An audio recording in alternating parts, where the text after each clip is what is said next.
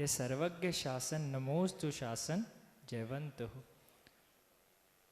जो वस्तु है वो अनेक धर्मात्मक है। अभी हम सब क्या कर रहे थे? द्वैत भक्ति कर रहे थे, भगवान की भक्ति कर रहे थे। किन भावों से? कि हे प्रभु हमें भी आपके जैसे गुणों की संपत्ति प्राप्त हो। जिन धर्म में जो भी क्रिया बताई गई, चाहे वो द्वैत भक्ति हो चाहे अद्वैत भक्ति हो, वो निज गुणों को पाने के लिए, अब भगवान जैसे गुण अपने अंदर लाने के लिए ही की जाती है। वस्तु अनेक धर्मात्मक है। जैसे आप घरों में रहते हैं, आपके अनेक रिश्ते हैं। एक ही स्त्री माँ भी होती है, बहन भी होती है, पुत्री भी होती है। इसी प्रकार हर वस्तु को अलग अलग दृष्टि से देखा जाए। बेटी की दृष्टि से देखोगे तो माँ, माता की दृष्टि से तो पुत्री, पति की दृष्टि से तो पत्नी। इसी तरह हर वस्तु अनेक धर्मात्मक है। उसी धर्म को समझने के लिए स्याद्वाद, नयवाद बनाया गया। नय प्रमाणाभ्याम वस्तु सिद्धि इति सिद्धि सिद्धांता, अर्थात नय और प्रमाण से वस्तु की सिद्धि की जाती है। नय क्या है? जो वक्ता विशेष का अभिप्राय है। जैसे बेटी का अभिप्राय क्या है? माता का। जो वक्ता विशेष का अभिप्राय है उसे नय कहा जाता है। उसी से हम वस्तु को देखते हैं, समझने की कोशिश करते हैं। तो आज हम धर्म, जो धर्म हम करते हैं उसे समझने की कोशिश करते हैं। ये धर्म क्या है, किस लिए है, क्या पाना है, क्या खोना है, कहाँ पहुँचना है। अनंत कालों से हमने अनंत अनंत पर्याय धारण की। कभी नरक में गए, कभी त्रियंच बने, कभी स्त्री पर्याय धारण की, कभी पुरुष पर्याय धारण की। इतना पुण्य आया हमारा कि चक्रवर्ती की पर्याय भी धारण की हमने। वैराग्य भावना में लाइन आती है ना, मैं चक्री पद पायो निरंतर भोगे भोग घनेरे। तो उसमें आपको क्या समझाना चाह रहे हैं? हे ज्ञानियों, हे प्रज्ञ पुरुषों, ऐसा कौन सा भोग है इस संसार में जो तुमने नहीं भोगा, फिर उसी को भोगना चाहते हो। आज पूज्यपाद स्वामी इष्टोपदेश में बोल रहे हैं। क्या बोल रहे हैं? भुक्ते जिते मुहु मोहान मया सर्वे पिपुद्गला उद्दिष्ट तेष्वद्य मम विज्ञस्य क स्पृह। हे ज्ञानियों, तुमने मोह के वशीभूत होकर अनंतों बार हर एक पुद्गल परमाणु को भोग के छोड़ दिया है। बनारसी पंडित जी, क्या भोजन के बाद कभी आपको वमन हो जाए तो आप उसे पुनः ग्रहण करते हो? तो आप बताइए, जब पूरा संसार आपके वमन के समान है, अर्थात आप उसे भोग चुके हो, अब कितनी बार अपने वमन को ग्रहण करोगे? आज जो आपकी पुत्री है, कल वो आपकी शत्रु थी। आज जो आपके पति है ना, कल उन्हीं ने आपका वध किया था। ऐसा कोई जीव नहीं इस संसार में जिससे आपके अनंतों बार अनंत संबंध नहीं हुए। जो आज पुत्र है वो कल शत्रु था, आज पुत्र हुआ, कल फिर शत्रु हो जाएगा। किससे मोह करूं? जब मैं इस संसार में सभी चीजों को भोग चुका हूं तो किससे मोह करूं? वर्तमान में हम देखते हैं कि हम चकाचौंध में वस्तु के यथार्थ स्वरूप को समझे बिना उसके पीछे भागे चले जा रहे हैं। कोई पैसे के पीछे भागता है, कोई स्त्री के, कोई नाम के, और इस दौड़ में हम इतने ज़्यादा खो जाते हैं कि अपना पूरा जीवन गवा बैठते हैं। जब जागते हैं तब समझ में आता है कि अब हम त्याग के मार्ग पर नहीं चल सकते। अग्नि देखिए आप लोगों ने, अग्नि में आप जितना ईंधन डालोगे वो और बढ़ती जाएगी। अग्नि जल रही है, उसमें और कागज डाल दो, क्या होगा? और बढ़ती जाएगी। और डाल दो कागज, गत्ता, जितने भी जितना भी आपके पास गंदगी सब डाल दो उसमें, क्या होगा? वो बढ़ती चली जाएगी। इसी प्रकार आपकी भोगों की इच्छाएं हैं। आप हर बार क्या सोचते हो? सोचा करता था भोगों से बुझ जावेगी इच्छा ज्वाला, परिणाम निकलता है लेकिन मानो पावक में घी डाला। जिस प्रकार पावक में अर्थात अग्नि में घी डालने से वो बढ़ती चली जाती है ना, उसी प्रकार जब आपको भोगों की इच्छा होती है और आप उसमें लिप्त हो जाते हैं तो वो बढ़ती चली जाती है। आज केवल ज्ञान कल्याणक है। आज आचार्य श्री ने हमें समझाया कि त्याग का मार्ग ही सर्वश्रेष्ठ है, क्योंकि वो ही उस अग्नि को, जो इच्छा रूपी आपकी अग्नि है ना, उसे बुझाने का सिर्फ वही तरीका है। इसलिए हमें वस्तु को, वस्तु के स्वभाव को, पदार्थों के स्वभाव को, रिश्ते हैं जो आपके संसार में, उसके स्वभाव को समझना चाहिए। क्षणिक के चक्कर में ध्रुव को नहीं खोलना चाहिए। आचार्य जी क्या बोलते हैं? ध्रुव पे ध्रुव दृष्टि, अध्रुव पे ध्रुव दृष्टि, अर्थात पर्याय पे भी ध्रुव दृष्टि रखो और द्रव्य पे भी ध्रुव दृष्टि रखो। ध्रुव अर्थात सतत, लगातार, निरंतर। मैं कौन हूं, कहां से आया हूं, कहां जाना है, कहां तक जाना है, कहां कहां घूम चुका, किस किस से मिल चुका, इन सब का जब आप बैठ के 2 मिनट को चिंतन करोगे तो संसार आपको निरर्थक लगने लगेगा। हम क्या करते हैं?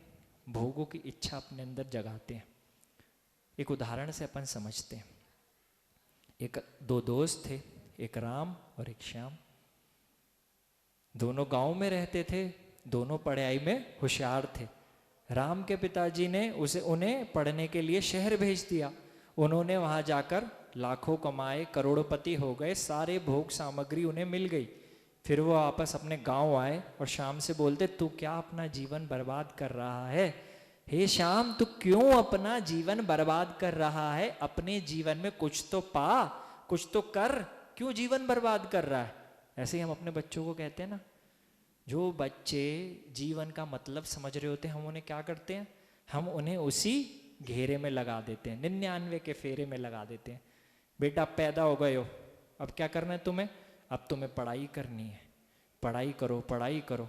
अब 10वीं के एग्ज़ाम आ गए, 10वीं में अच्छे नंबर लाने बेटा, वरना जीवन खराब हो जाएगा आपका। फिर 12वीं में अच्छे नंबर, फिर अच्छा कॉलेज मिलना चाहिए, फिर अच्छी नौकरी मिलनी चाहिए। अच्छी नौकरी हो गई तो अब वो बच्चे को समझ में आने लगता है कि ये नौकरी में तो मैं फंसता चला जा रहा हूँ, तो अब उसकी शादी कर देते हैं। और जैसी उसकी शादी होती है, अब वो जीवन भर के बंधन में बंध गया। अब वो सोचता है कि मैं अपने लिए कुछ करूं, तो बीवी रोने लगती है, बीवी मांग करने लगती है। फिर सोचता है कुछ करूं, तो बच्चा बीमार हो जाता है, अब उसके लिए पैसे लाने। तो इस जीवन में वो कुछ अपने लिए सार्थक कर ही नहीं पाता। तो इसका उपाय है कि वस्तु स्वभाव को समझकर ध्रुव पर ध्रुव दृष्टि रखते हुए, अर्थात क्या आपके लिए कल्याणकारी है। आज सुबह के प्रवचन में आया था कि श्रावक धर्म और मुनि धर्म दोनों गाड़ी के 2 चक्के हैं, दोनों ही मोक्ष मार्ग हैं, एक साक्षात, एक परंपरा से। जितना जितना आपके जीवन में त्याग आता जाएगा, विभाव से दूर होते चले जाओगे, उतना उतना स्वभाव प्रकट होता जाएगा। जैसे सोना होता है ना, उसमें किट्टिमा होती है, जब उसे खदान से निकाल के लाया जाता है ना, तो काला होता है, उसमें ना चमक होती है ना कुछ होता है। तो क्या किया जाता है? उसे शुद्ध किया जाता है, धीरे धीरे उसके अंदर से किट्टिमा निकाली जाती है। तो हमें क्या करना है? अपने जो विभाव हैं, मोह राग द्वेष हैं, जो हमें दुख देते हैं, क्रोध है, मान है, मायाचारी है, लोभ है, ये जो हमें दुख देते हैं ना, इन्हें धीरे धीरे अपने जीवन से पृथक करना है। हम ये ना सोचें, हमारा जैन धर्म ये नहीं कहता कि भगवान के भरोसे बैठे रहो, कभी नहीं कहता। भगवान के भरोसे बैठे रहो, भगवान तुम्हारा कल्याण करेगा, तुम भगवान की भक्ति करोगे तो भगवान तुम पे कृपा कर देगा। अपना धर्म ये नहीं कहता। अपना धर्म क्या कहता है कि हे जीव तू कभी भगवान के भरोसे मत बैठना, क्योंकि तेरा भगवान, तेरी आत्मा तो तेरे ही भरोसे बैठी है। तेरा जो जीव है ना, वो क्या चाह रहा है तुझसे कि पुरुषार्थ कर, मुझे इस नरक निगोद आदि दुखों की पर्यायों से बचा। इंसान क्या करता है? मेहनत करके, पुण्य करके ऊपर तक आता है, और फिर जैसे ही पुण्य का उदय आता है ना, तो उसमें खो जाता है। एक आदमी है, डूब रहा है, पानी में डूब रहा है, बड़ी मेहनत करके हाथ पांव मार के बाहर आया, फिर ये नहीं कि किनारे पे चला जाए, फिर सांस लेने लगता है, उतने में क्या हुआ, दोबारा पानी में अंदर, फिर हाथ मार मार के ऊपर आया, फिर पानी के अंदर। तो हम उसे देखते तो हमें लगता है कितना बेवकूफ है, इतनी मेहनत करके ऊपर तक आ रहा है, थोड़ी सी मेहनत करके किनारे पे और चला जाता तो क्या होता, बच ही जाता। उसे देख के तो हम पागल कहते हैं, बेवकूफ कहते हैं। अपने आप को क्या कभी हम कहते हैं? इतना पुरुषार्थ करके जैन कुल पाया, इतना पुरुषार्थ करके जिनवाणी को पाया, जिनवाणी के बाद देवशास गुरु पर श्रद्धान पाया, साक्षात मोक्ष मार्ग पता चल गया। अब क्या है, उसकी तरह सांस ले रहे हैं। हाँ, अरे बेटा फिर डूब जाओगे, फिर भोगों में डूब जाओगे, फिर कितने अनंत सागरों के बाद बाहर निकल के आओगे। थोड़ा पुरुषार्थ और, इतना पुरुषार्थ करके ऊपर आए हो ना, जल में डूब रहे थे, अब किनारे पे पहुंचने का पुरुषार्थ और कर लो। इतना पुरुषार्थ किया आपने, निगोद से निकले, नरकों से निकले, 33 सागर तक वेदनी इतने इतने दुख सहे कि जिसका अपनी जीवा से हम वर्णन भी नहीं कर सकते। फिर भी अब ऊपर आके अगर आपने आलस कर दिया, त्याग के मार्ग पे कदम नहीं बढ़ाया, तो फिर डूब जाओगे। और फिर कितने समय के बाद दोबारा ऐसा मनुष्य भव मिले, ये भी नहीं पता। तो धीरे धीरे हम धर्म को समझें। जैसे आजकल सबके पास मोबाइल है, सब क्या करते हैं, भैया मुझे गिरडी जाना है, शिखर जी से मुझे गिरडी जाना है, तो क्या करते हैं, गूगल मैप में सबसे पहले डालते हैं गिरडी। चलो भैया, रास्ता पता चल गया, अपना 25-30 किलोमीटर है, अपने हिसाब से जाएंगे। इसी तरह कम से कम कुछ नहीं कर पा रहे, नहीं चल पा रहे गिरडी के रास्ते पे, तो कम से कम रास्ता तो पक्का कर लो, चैन की नींद तो आएगी। उसी प्रकार कम से कम पंचम काल है, शरीर कमजोर है, नहीं चल पा रहे मोक्ष मार्ग पे, तो मोक्ष के मार्ग को तो पता कर लो कि मोक्ष मार्ग क्या है। जिसका मोक्ष मार्ग पे श्रद्धा न हो गया, उसका उसे सम्यक दर्शन हो गया। अनंत संसार आपका चुल्लू भर पानी प्रमाण रह जाता है। जैसे अनंत सागर सिकुड़ के 2-4 बूंद रह जाता है ना, वैसे जिसे सम्यक दर्शन हो जाता है, उसका अनंत संसार चुल्लू भर पानी प्रमाण रह जाता है। जब आप धीरे धीरे मोक्ष मार्ग को समझने लगोगे, तो आपको क्या समझ में आएगा कि ऐसा कुछ नहीं इस संसार में जो मैंने नहीं किया। मैंने बड़े से बड़े भोग भोगे। आज कितनी देवियां हैं आपकी, 1-2, एक ही नहीं संभलती, 2 हो तो वो गया, 12 बज जाती उसकी। अरे 2 रानियां अगर जिसकी हैं, उसकी 12 बज जाती। 96,000 रानियों को भोग के आ चुके, चक्रवर्ती बन चुके। आज क्या है, एक गधा भी नहीं बंधा किसी के द्वारे पे। 18 करोड़ घोड़े, 84 लाख हाथी, इतनी संपत्ति छोड़ दी, 6 खंड की संपत्ति छोड़ के आ चुके। क्या तृण पे आप राग करके बैठे हो? कितने मकान हैं आपके?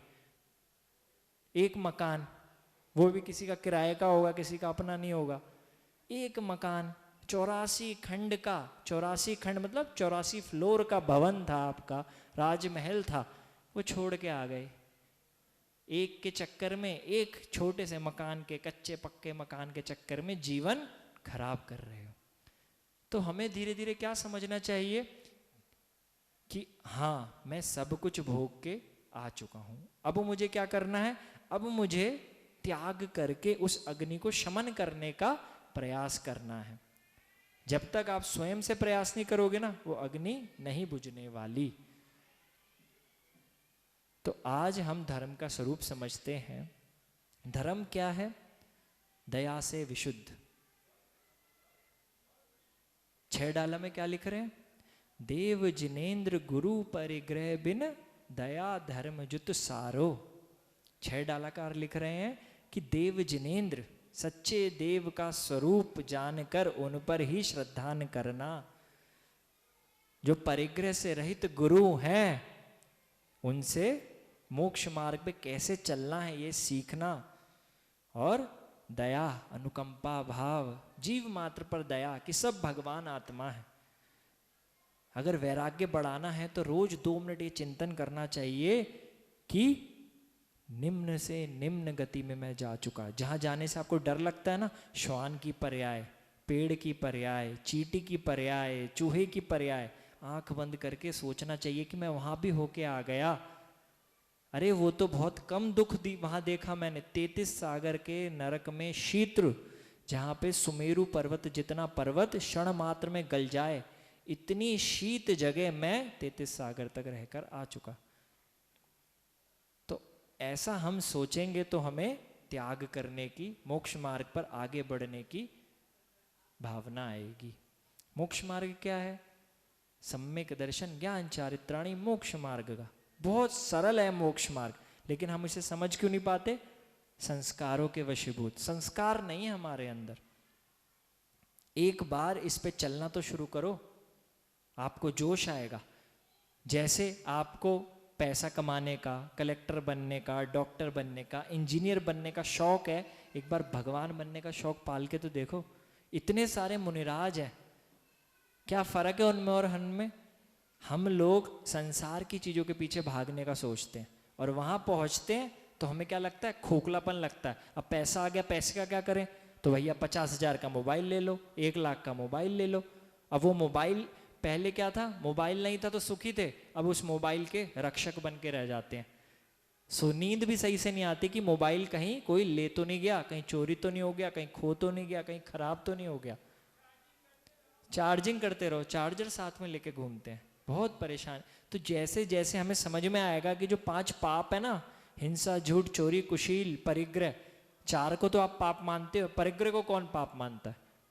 जिस पे जितना परिग्रह है भैया वो तो उतना बड़ा आदमी है, उसकी तो इतनी इज्जत होती है। परिग्रह को तो दुख ही नहीं माना जाता। लोग तो कहते हैं कि परिग्रह ही सुख का कारण है। जब तक आपको ये नहीं समझ में आएगा कि परिग्रह जो है वो मेरे निश्चिंतवन बिना मुझे चिंता दे रहा है, मुझे परेशान कर रहा है, तब तक आप उस परिग्रह से दूर हटने की नहीं कोशिश करोगे। उस परिग्रह से दूर हटो। एक बार निराकुल, बिना चिंता के, निर्मल मन के उस आनंद को महसूस करो, तभी आप चीजों से दूर जाने की कोशिश करोगे। ये जो सारे व्रत है ना, परिग्रह है, जैसे ईंधन है, आपने रखा हुआ है, तो उसमें मूर्छा कम करो। जब तक परिग्रह है तब तक मूर्छा है, और जब परिग्रह छूट गया तो मूर्छा हो भी सकती है, नहीं भी हो सकती। वस्तु को रखने ना रखने दोनों ही स्थिति में मूर्छा रह सकती है। मूर्छा क्या है? आपका किसी के प्रति लगाव। जैसे जब हमारा मोबाइल रहता है तब हमें उसमें लगाव रहता है, फिर जब वो खो जाता है तो थोड़े दिन तक उसमें और लगाव रहता है। वस्तु नई भी है फिर भी हमें उसमें लगाव है। टीवी में हमने कोई बहुत अच्छा कार का मॉडल, बाइक का मॉडल कुछ भी देखा, तो हमारा क्या रहता है? वो चीज़ नहीं होने के बाद भी उसमें मूर्छा रहती है कि हमें वो वस्तु चाहिए। तो उस मूर्छा को जैसे जैसे आप कम करते जाओगे, आनंद प्रारंभ होता जाएगा। आचार्य कुंद स्वामी पंचास्तिकाय में बता रहे हैं कि संसार में भी सुख पुण्य आश्रव के कारण क्या है, हेतु क्या है? उसमें सबसे ज्यादा जो कारण है वो है निराकुल मन। मन में शांति रहना, मन में विसंवाद नहीं रहना, मूर्छा नहीं रहना, परेशान नहीं रहना। और जैसे जैसे आपके मन में निराकुल भाव आता जाएगा, आपका पुण्य स्वयं ही बढ़ता जाएगा। आप आचार्य श्री को देखते हैं, आचार्य श्री ज़्यादा हर चीज़ को सामान्य में डाल देते हैं, हर चीज़ को सामान्य में डाल देते हैं। चीज़ों को सामान्य में डालना सीखोगे तो सामान्य है। ये तो कितनी बार मेरे साथ हो चुका, कितनी बार मैं ऐसी सिचुएशन में आ चुका, ऐसी परिस्थिति में आ चुका। ज़्यादा चीज़ों से परेशान होने की कोशिश ना करें, उससे क्या होगा कि आपके आनंद में वृद्धि होगी। ऐसा ही है मोक्ष मार्ग। मोक्ष मार्ग कहता है कि आप पर से अर्थात अध्रुव से जितना दूर होते जाओगे, ध्रुव पे जितनी आपकी दृष्टि जाती जाएगी, उतना आपका आनंद प्रारंभ होता जाएगा। हर शास्त्र, हर गुरु, हर देव यही कह रहा है आपसे कि जीव अन्य है और पुद्गल अन्य है। और यही पूरे धर्म का सार है। जब तक आप अपने शरीर में पर पुद्गलों में ममत्व भाव, राग भाव करते रहोगे, तब तक दुखी रहोगे। धीरे धीरे उसे कम करो और आप भी भगवान बन जाओगे। इसलिए आज हम पंच कल्याणक में आए, भक्ति की, हम बैठे हैं, भगवान की पूजा आदि सब क्रियाएं कर रहे हैं, तो उसका ध्येय क्या होना चाहिए? ध्येय होना चाहिए कि हम भगवान के स्वरूप को, धर्म के स्वरूप को समझें। जब तक समझोगे नहीं तब तक चल नहीं पाओगे। जैसे पहले आप जानते हो कि आपको क्या, जैसे माता जब आटा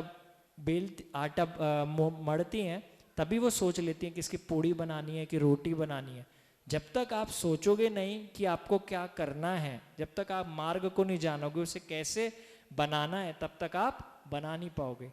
इसी तरह हम धर्म कर रहे हैं अनंत काल से करते आ रहे हैं।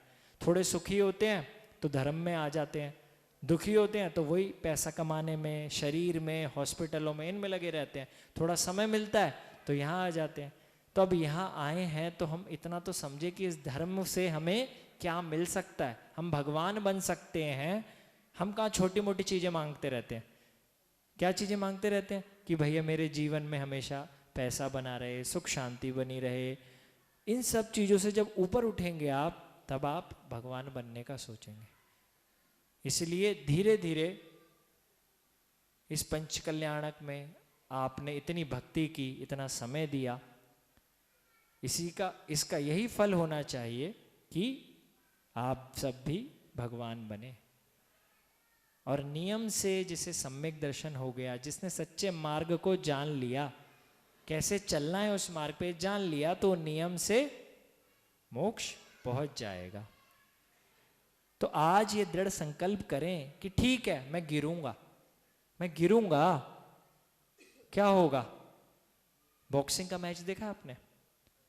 बॉक्सिंग में क्या होता है, एक दूसरे को मारते हैं और मुक्का मारा और वो गिर गया तो हारा नहीं। जब तक वो गिरने के बाद उठने से इनकार नहीं करता है, तब तक वो जीत सकता है। इसी प्रकार मैं गिरूंगा ही तो सही, क्या होगा? मैं व्रत लूंगा, नियम लूंगा, मोक्ष मार्ग पे चलूंगा, प्रतिमा धारण करूंगा, मुनि बनूंगा, तो क्या होगा? गिरूंगा ना, प्रायश्चित करूंगा, प्रत्याख्यान करूंगा, फिर स्थापित हूंगा, फिर चलूंगा, फिर दौड़ूंगा, फिर गिरूंगा, और एक दिन ऐसे करके मैं भगवान बन जाऊंगा। आप लोग पहले सोचें, कलेक्टर जो बनता है ना, वो कोई अलग आदमी नहीं होता, वो हमारे बीच में से होता है। जो प्रधानमंत्री बनता है, आज चाय बेचने वाला प्रधानमंत्री था, क्यों?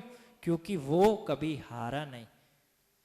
गिरने को हारना नहीं कहते, रुकने को भी हारना नहीं कहते। एक चाय वाला जब प्रधानमंत्री बन सकता है तो हम तो उससे बहुत अच्छे हैं। मारीच जो मिथ्यात्व फैला रहा था, वो महावीर भगवान बन सकता है, तो हम तो उससे बहुत अच्छे हैं। शांति भगवान जिन्होंने अपने 10 पर्याय पूर्व आत्महत्या की, वो क्या क्या बने? चक्रवर्ती, कामदेव और तीर्थंकर, 3 पदवियों के धारी। हम तो उनसे बहुत अच्छे हैं। तो आपको बस दृढ़ संकल्प करना है। जैसे पापा जी अभय कुमार जी, आपके बेटे मुनि बन गए, किस पे? दृढ़ संकल्प पे, कि हमें तो अपना कल्याण करना ही है। कब तक हम ये जीवन दूसरों के कल्याण में लगाते रहेंगे? तो ऐसा ही आज आप सब संकल्प करें, आपको सबको मुनि आर्य ये नहीं बनना। और जिसके ये तर्क है कि मैं मुनि बन जाऊंगा, आर्य बन जाऊंगा, तो आहार कौन देगा? तो आप चिंता ना करें। चंद्रगुप्त जब बने थे ना मुनि, तो देव आके चौके लगाते थे। तो आप चिंता ना करें, आप सब मुनि आर्य बनेंगे। इतना आपके अंदर दृढ़ संकल्प आ जाएगा तो देवलोक भी आके आप लोगों की सेवा करेंगे। पुण्य जिसने दीक्षा ली उसका तो प्रबल पुण्य है ही, और आगे जितना आपका पुण्य रहेगा उतना आपको सब मिलेगा। इसलिए आज दृढ़ संकल्प करें कि मैं धीरे धीरे ही सही मोक्ष मार्ग पर चलना शुरू करूंगा। मैं गिरूंगा भी, हारूंगा भी, लेकिन रुकूंगा नहीं, क्योंकि यही भगवान बनने का नियम है। तो इसी भावना के साथ कि हम सब, शायद आप लोग मेरे से पहले, पंडित बनारसी जी, आपकी भावना इतनी अच्छी रहती है, शायद आप मेरे से पहले सिद्धशिला चले जाएं, देवगति चले जाएं। तो जब तक मोक्ष नहीं होता तो आप मेरा संबोधन करते रहना। एक साथ मिलके अपन सब भगवान बनने की प्रतिज्ञा करें, उस मार्ग पर चलना शुरू करें। क्योंकि बाकी सारे मौसम हमने देख लिए, पतझड़ देख ली, बसंत देख ली, सब देख ली। इसलिए बाकी सारे मौसम अब हमने देख लिए, अब बस हुआ। अब हम सब चलते हैं भगवान बनने की तरफ, और यही भावना बातें हैं कि जल्दी से जल्दी हम सब सिद्ध शिला पर विराजमान हो। बोलो महावीर भगवान की जय। अहिंसा में विश्व धर्म की जय। आत्मान स्वभावम परभाव भिन्नम। आत्मा का स्वभाव अन्य स्वभावों से भिन्न है। बोलो महावीर भगवान की जय। आचार्य आपका स्वागत हम करते हैं, स्वागत हम।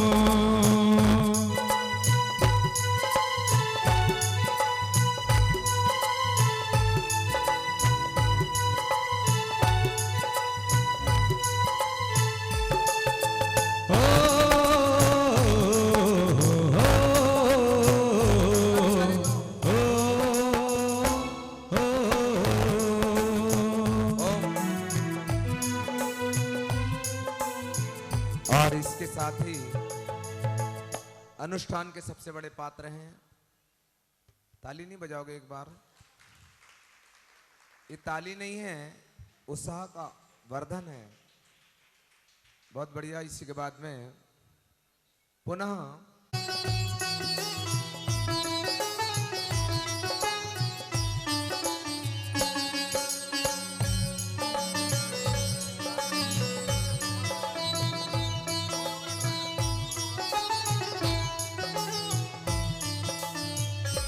और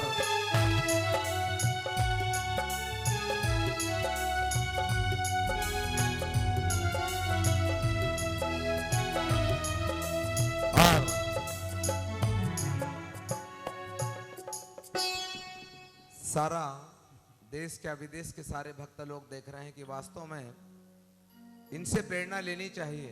इनका सम्मान नहीं, इनके गुणों का सम्मान है। भाल पे तिलक,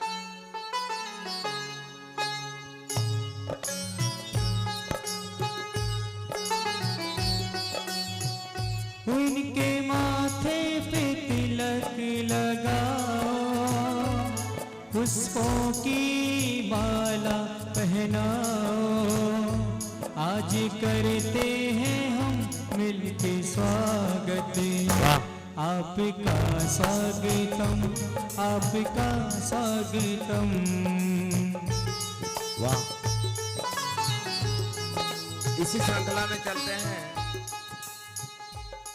आज महायज्ञ नायक बने हैं। यज्ञ नायक की भूमिका छोटी नहीं। यज्ञ अर्थात भगवान की पूजा के प्रमुख।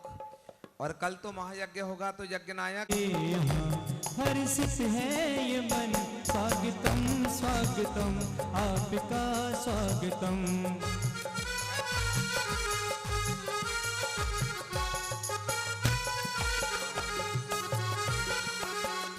वाह।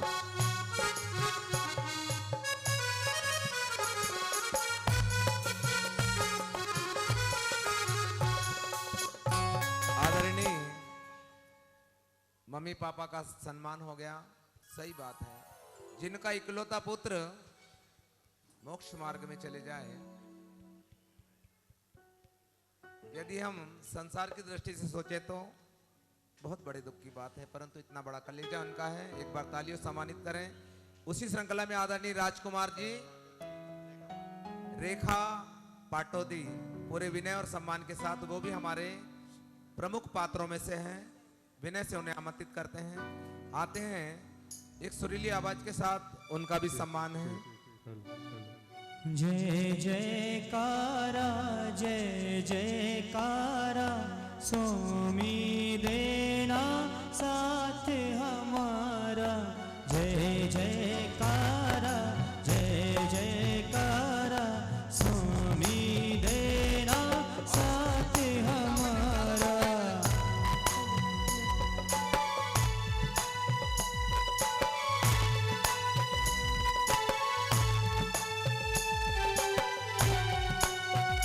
क्या कभी अंबर से सूर्य बिछड़ता है, क्या कभी बिन बाती दीपक जलता है। इसी श्रृंखला में आपको बता दूं, जिनका नाम पहले दिन आना था आज तक नहीं आया और उन्होंने कभी नाम की दरकार भी नहीं की, और वो है कौन? जिन्होंने पंचकल्याणक प्रतिष्ठा में जितना द्रव्य लगा, अष्टद्रव्य, अपनी स्वेच्छा से उत्तम सारा द्रव्य उन्होंने उपलब्ध कराया है। जिनका एक नंबर पे ही चौका है आदरणीय श्री कैलाश जी पाटनी।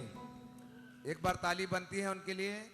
यदि भी हमारी आवाज सुन रहे हो तो उन्हें भी ससम्मान मंच पे बुलाते हैं।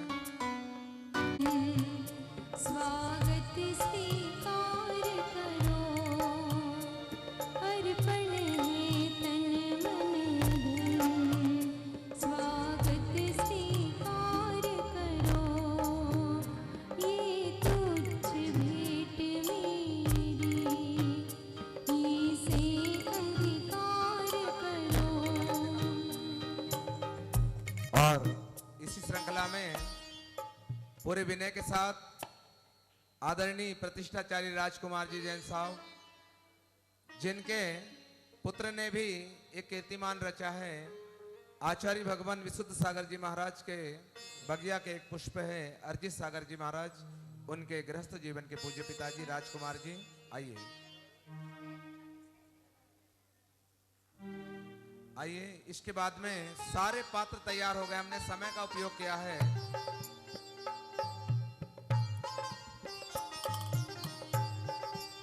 अफसाना, आइए उनका तिलक।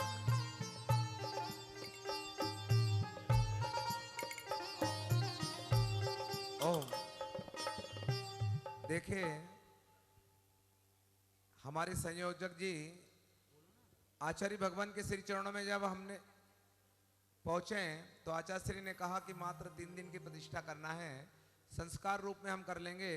तब संयोजक जी के क्या भाव बने और ये कार्यक्रम का ऐसा विस्तार कैसे हुआ, 2 मिनट में जानते हैं आदरणीय काला साहब से। बोले गुरुवर आचार्य विशुद्ध सागर जी महाराज की जय, आचार्य संघ की जय। देखिए एक समय ऐसा होता था जब पंचकल्याण का प्रोग्राम होता था तो महीने 2 महीने 3 महीने पहले से प्रोग्राम करना पड़ता था, बल्कि 6 महीने साल भर तक। मेरे को याद है जब त्रियोग आश्रम का पंचकल्याणक हुआ था करीब 27 साल पहले, तो उस समय मुझे सौधर्मेंद्र बनने का सौभाग्य प्राप्त हुआ था उसमें। तो 6 महीने से हम लोग लगे हुए थे कि किस तरह से क्या व्यवस्था होगी, और ये आचार्य भगवान का ऐसा आशीर्वाद है कि 7 दिन के अंदर में इसकी प्लानिंग भी हुई और इतने सहज भाव से ये पंचकल्याण का कार्यक्रम जो है संपन्न हो गया, संपन्न होने के रास्ते पे है। और कोरोना काल की वजह से ये तो जरूरी था कि बहुत ज़्यादा भीड़ अपन नहीं कर पाते थे जी, तो लेकिन जिस भव्यता से ये कार्यक्रम हुआ है, मेरे को जो पता चला है कि भाई YouTube के माध्यम से 160 देशों में लोगों ने इसको देखा, और भारतवर्ष में मेरे जितने भी परिचित हैं अलग अलग प्रांतों में, सब लोग आश्चर्य कर रहे हैं कि भाई इतनी जल्दी इतना बड़ा कार्यक्रम कैसे हो गया। ये आचार्य श्री का आशीर्वाद, संघ का आशीर्वाद, इस क्षेत्र का अतिशय, समय शिखर सिद्ध क्षेत्र का अतिशय। और जो पात्र हैं, देखिए सौधर्मेंद्र जो बने हैं, किसी और से बात चल रही थी सौधर्मेंद्र बनने की, और इनसे मुलाकात हुआ और इन्होंने अपनी भावना प्रकट की, तो हम लोगों ने उनसे बात की, उन्होंने बोला भाई ठीक है, इनकी भावना अच्छी, आप इनको बना दीजिए, हम फिर अगली बार बन जाएंगे।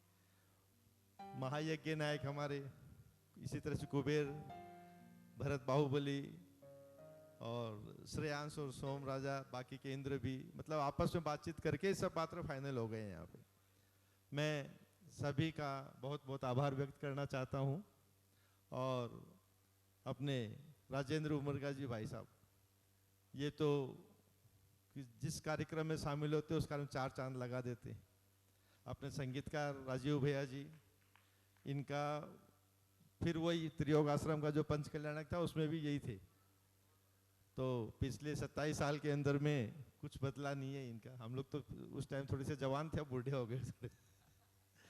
और मैं विशेष रूप से धन्यवाद देना चाहूँगा हमारे 13 पंथी कोटि के जो सहयोगी अजय जी हैं, आवास व्यवस्था में जो जुड़े हुए हैं, भोजन व्यवस्था में जो जुड़े हुए हैं, सफाई व्यवस्था में जो जुड़े हुए हैं, सभी लोगों ने सहयोग इतना, मतलब सुबह शाम रात नहीं देख के सहयोग किया, और उनके सहयोग की वजह से अपन इस कार्यक्रम को अच्छी तरह से संपन्न कर पाए।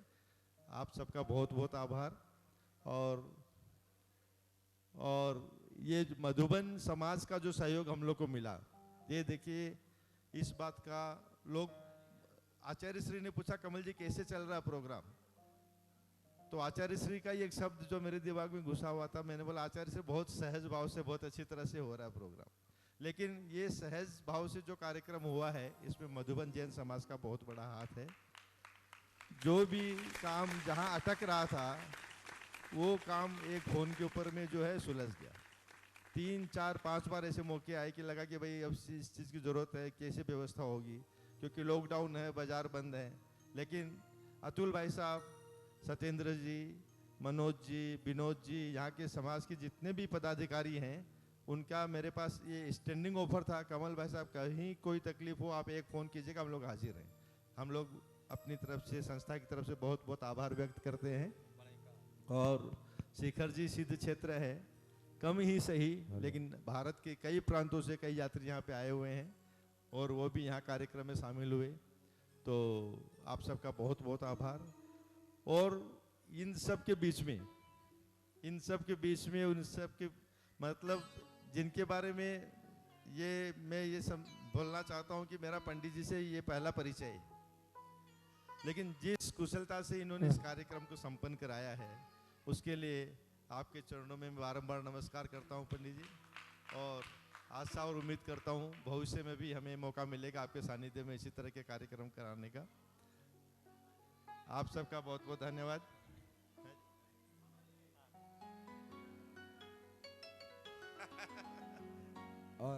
और जैसे हमारे सौधर्म भाई साहब हैं और पंडित जी साहब हैं, जैसा कि मेरे सुनने में आया है, भोला भैया हैं, ये लोग त्याग के रास्ते में और आगे आगे निरंतर बढ़ रहे हैं। हम सब यही प्रार्थना करते हैं कि ये त्याग के रास्ते पे इसी तरह से आगे बढ़ते रहें और हम लोगों को इनका सानिध्य मिलता रहे। बहुत बहुत धन्यवाद आप लोग सबका। आप लोग सब इस कार्यक्रम में शामिल हुए। जय जिनेन्द्र। ऐसे हेलो, गंगोरी की शोभा तो हर कोई देखता है, हमें मंच पे हर किसी ने देखा है, परंतु जो वास्तव में नींव का पत्थर है, आदरणीय काला जी है, आते हैं। वो इस 13 पंथी कोठी के ट्रस्टी भी है और उनके मैनेजर साहब इतने अभिभूत है कि ऐसे ट्रस्टी सरल सहज हमने देखे नहीं। तो आते हैं, सारी मधुबन समाज और 13 पंथी कोठी की ओर से उनका मंगल तिलक करके एक छोटा सा पुष्पहार से स्वागत कर रहे हैं। और सरल स्वभावी और अत्यंत विनय जिनके पास भंडार भरा है, ऐसे हमारे काला जी के लिए जरा जोरदार तालियां बजाकर अभिनंदन करें।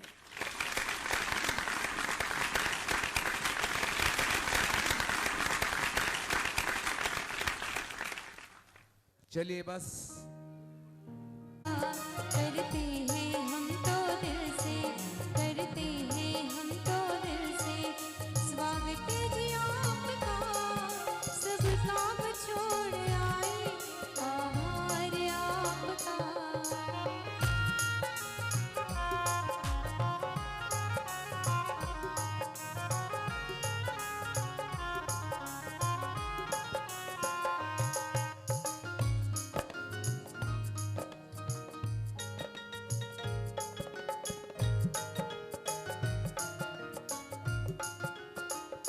और इसके बाद हम से देख रहे हैं, ऐसा ही इनका आशीष बना रहे हैं।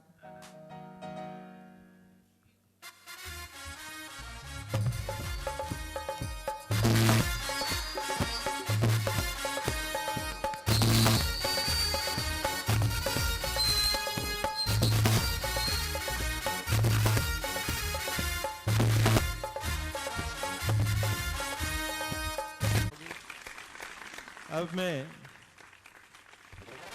प्रसिद्धाचार्य जी, संजय जी शरद का एक बार तो हम लोग आज कर लेंगे, फिर कल फिर कर देंगे आपका, तो क्या बात है। पंडित जी आपके सानिध्य में तो इतना मौका तो हमको मिलना चाहिए। सौधर्मेंद्र श्रीमान मनोज जी और यज्ञ नायक श्रीमान JK जैन जी, आप लोग कृपया आएं और पंडित जी का तिलक लगा के स्वागत करें। इनकी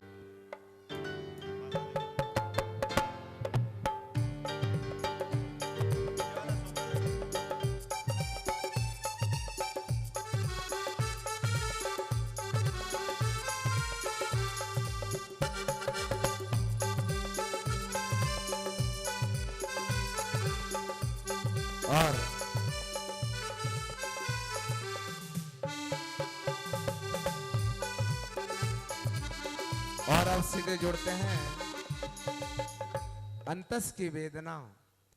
देखिए मधुबन समाज कितनी अच्छी है, जहां तीनों लोकों के स्वामी, एक नहीं दो नहीं अनंतों स्वामियों ने मुक्ति को प्राप्त किया हो।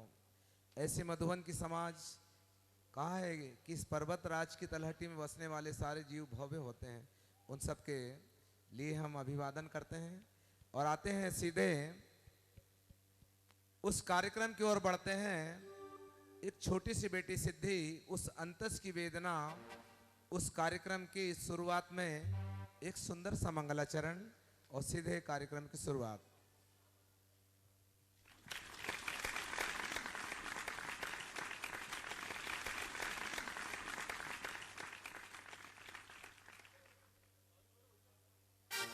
सिद्धि का गीत प्रारंभ करो।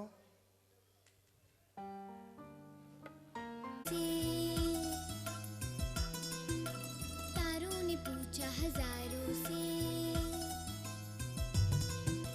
चंदा ने पूछा तारों से, तारों ने पूछा हजारों से, सबसे प्यारा कौन है? वीरा महावीरा, वीरा महावीरा, ना त्रिशला का लाला वो, सिद्धार्थ का दुलारा वो, जग का तारनहार है। वीरा महावीरा, वीरा महावीरा।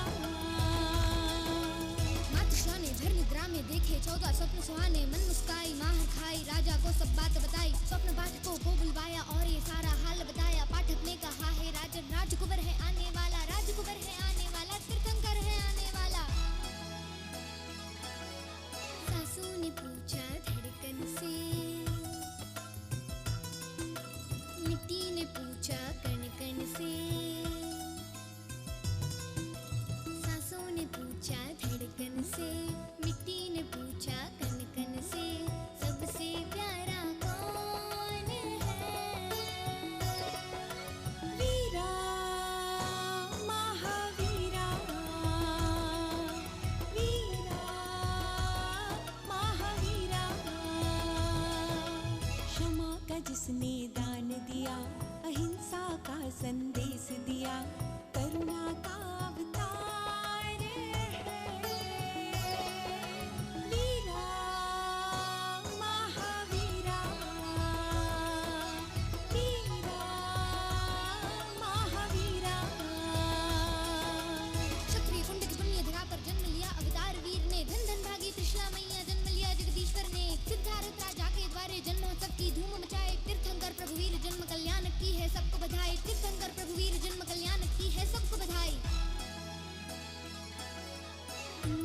इंद्रधनुष ने रंगों से,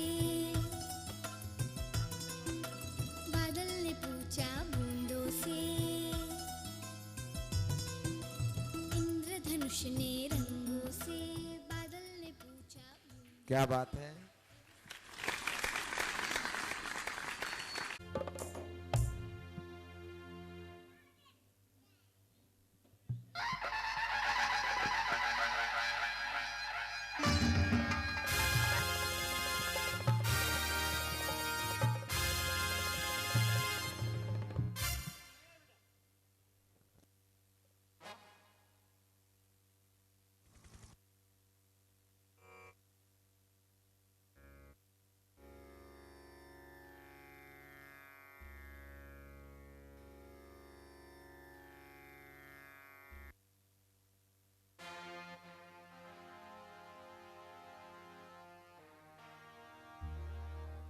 राज्य में राज्य कुशल मंगल चल रहा है।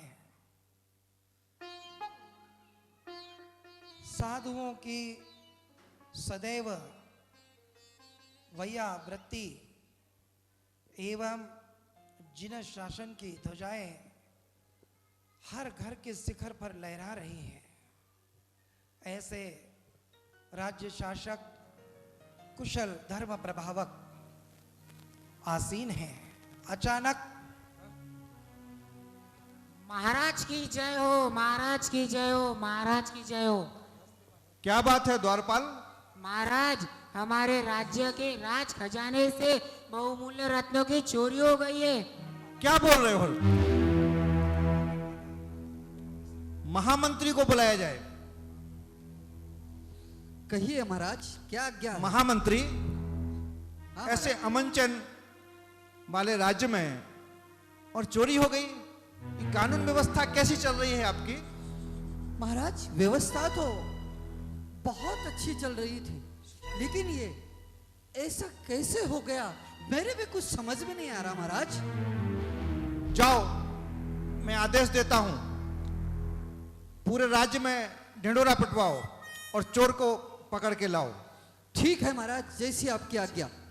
और इस समाचार को सुनते ही द्वारपाल राजा को लेकर शयन कक्ष की ओर प्रस्थान होते हैं।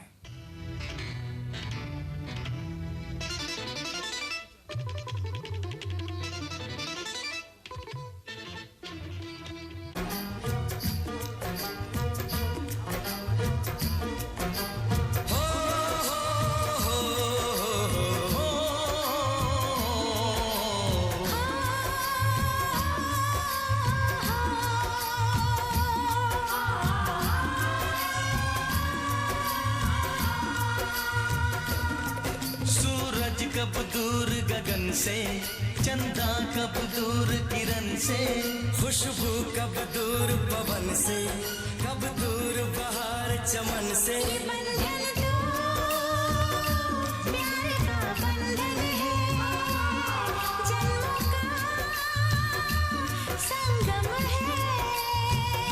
ये बंधन तो प्यार का बंधन है, जन्मों का संगम है।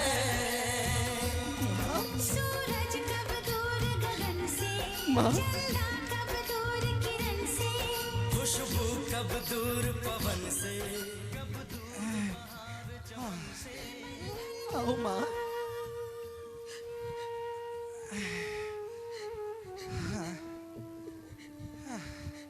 बैठो माँ। बहना,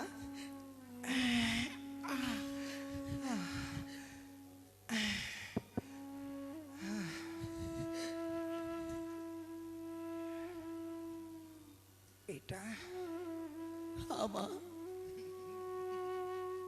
कौन से पाप कर्म का उदय हुआ?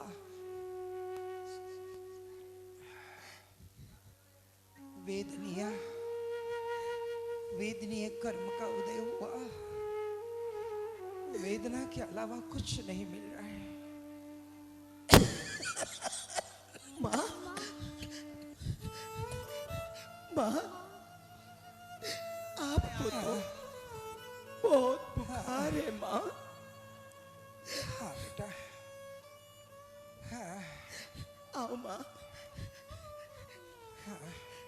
आराम करो माँ। बेटा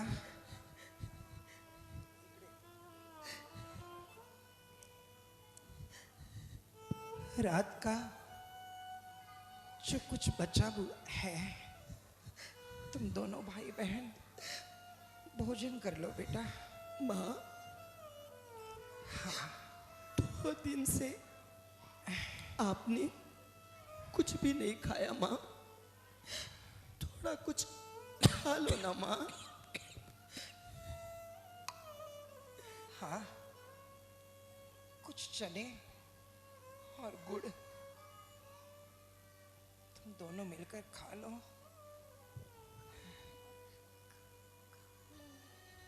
खा लेंगे माँ। तुम भी खाओ ना कुछ। कहो ना माँ, तुम्हें कितना बुखार है?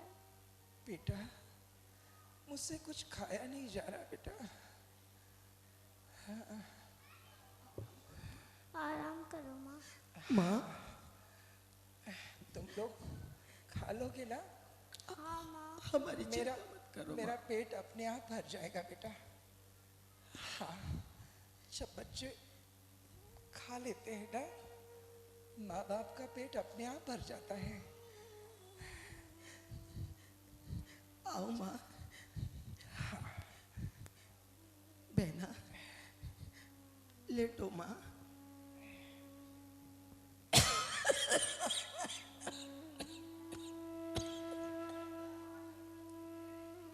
हाँ,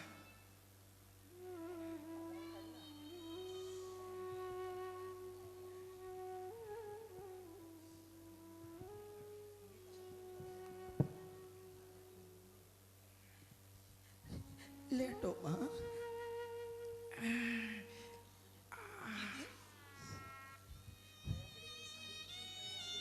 बहना जाओ, माँ को बहुत बुखार है, माँ के सर पर पट्टी रखना है ना। हाँ, हे भगवान।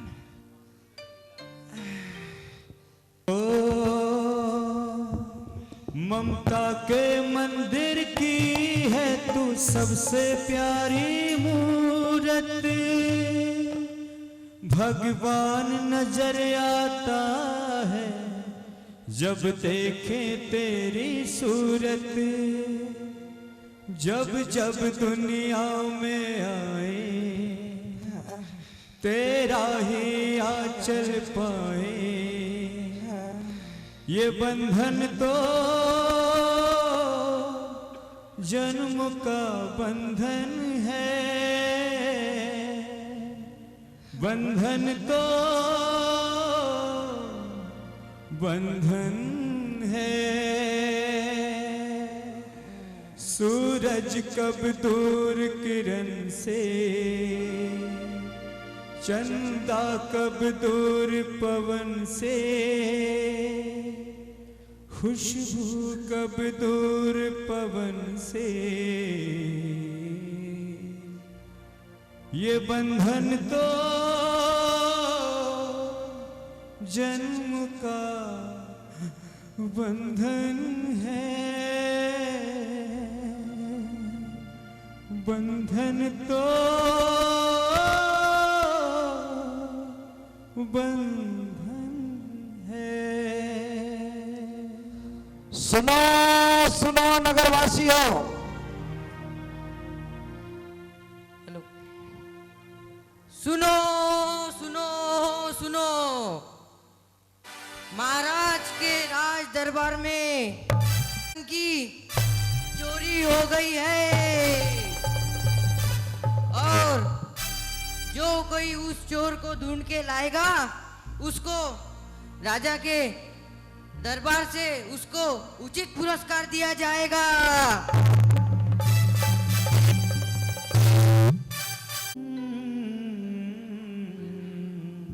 बहना आओ बहना, माँ तो सो गई है। तुमने कुछ सुना? हाँ भैया सुना।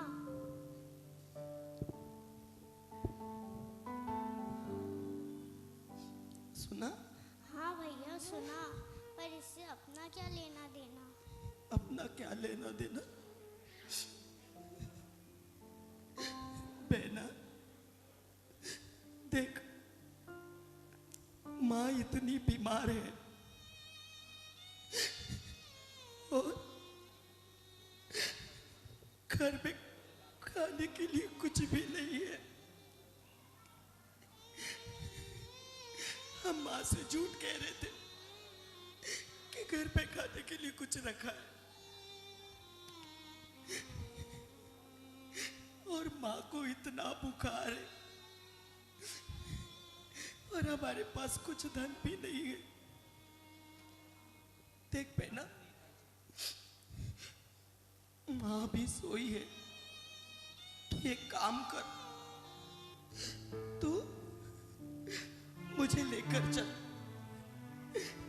राजा के दरबार में और कह देना महाराज से कि जो के राज खजाने से बहुमूल्य रत्न चोरी हुए हैं, वो इसी चोर ने चोरी किए। और महाराज जो भी पुरस्कार देंगे ना, उससे माँ के लिए दवाई लेकर आना। नहीं नहीं भैया, आप मुझे लेकर चलो, मुझे चोर बना लो।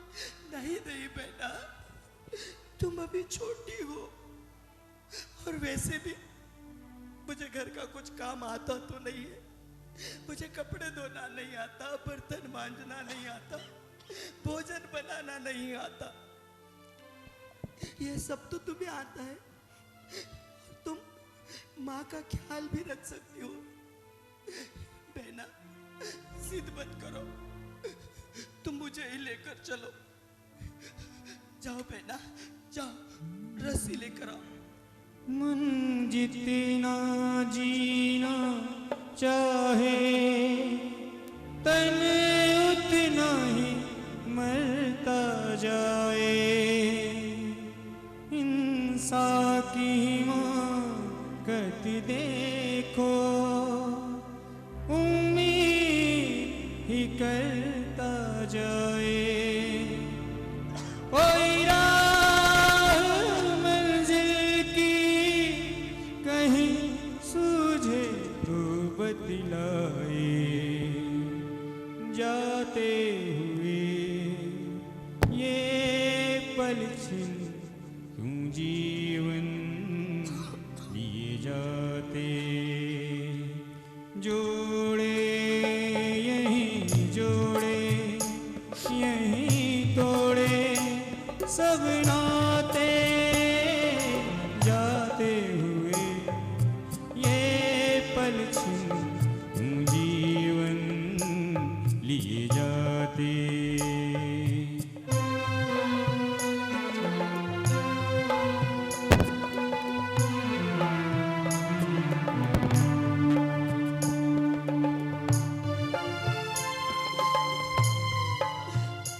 बहना हाँ भैया। ध्यान रखना, महाराज के सामने महाराज को पता नहीं चलना चाहिए कि हम दोनों भाई बहन हैं। हाँ, ठीक है भैया। अच्छे से बोलना, आंखों में आंसू बताने देना। हाँ? उन्हें पता नहीं चलना चाहिए।